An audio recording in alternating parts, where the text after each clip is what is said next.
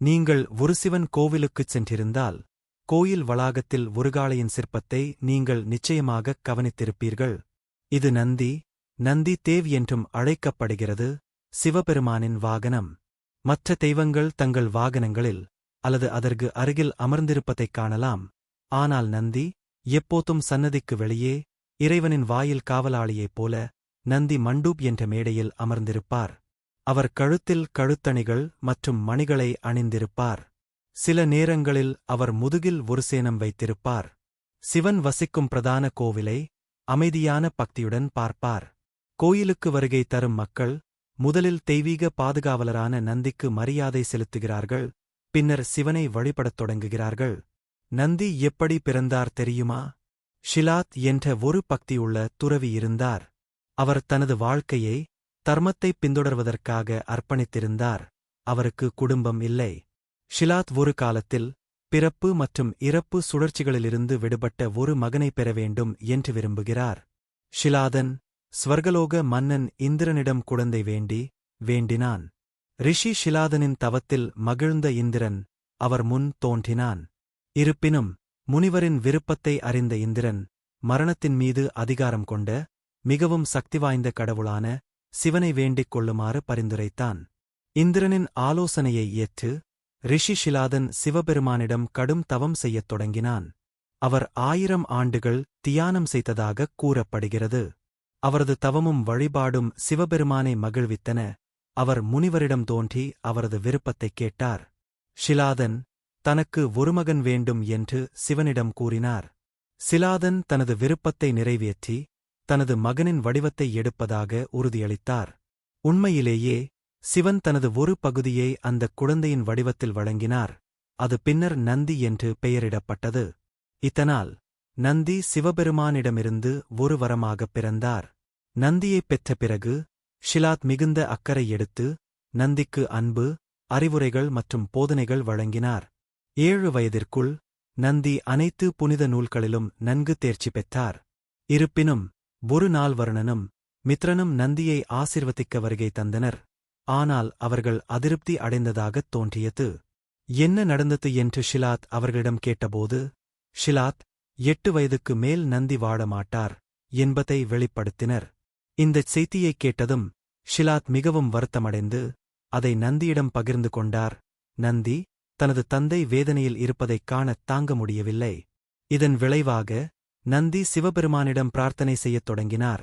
அவர் தனது பக்தியில் மகிழ்ச்சியடைந்து அவருக்கு அரை மனிதனும் அரை காளை வடிவமும் அழியாதவனுமான அந்தஸ்தை வழங்கினார். சிவபெருமான் நந்தியை தனது சீடர்களின் வழிகாட்டியாகவும் தலைவராகவும் நியமித்தார். இது சிவாகனா அல்லது சிவபெருமானின் உதவியாளர்கள் என்று அழைக்கப்படுகிறது. இதைத் தொடர்ந்து ஷிலாடும் நந்தியும் சிவபெருமானின் கோவிலில் வசிக்கச் சென்றனர். அங்கு அவர்கள் என்றென்றும் வசித்து வந்தனர். மேலும் சிவனின் தீவிர வழிபாட்டாளரான நந்தி வாகனன் என்றும் அழைக்கப்படும் சிவனின் போக்குவரத்து சாதனமாக ஆனார். நந்தி தனது தந்தையைப் போலவே சிவனின் சிறந்த பக்தர். பிரார்த்தனைகளிலும் விருந்தோம்பல்களிலும் தனது பெரும்பாலான நேரத்தைச் செலவிட்டார். நந்தி கடுமையான தவத்துடன் சிவபெருமானின் அருளைப் பெற பிரார்த்தனை செய்தார். சிவன் மணிகள் கொண்ட நகையை நந்திக்கு வழங்கினார். அதை நாம் அடிக்கடி அவரது சிற்பங்களில் காண்கிறோம். நந்தி பாதி மனிதனாகவும் பாதி காளை வடிவமாகவும் மாற்றப்பட்டார். இதனால் சிவபெருமான் எங்கு வாழ்ந்தாலும் நந்தியும் அவருடன் செல்கிறார்.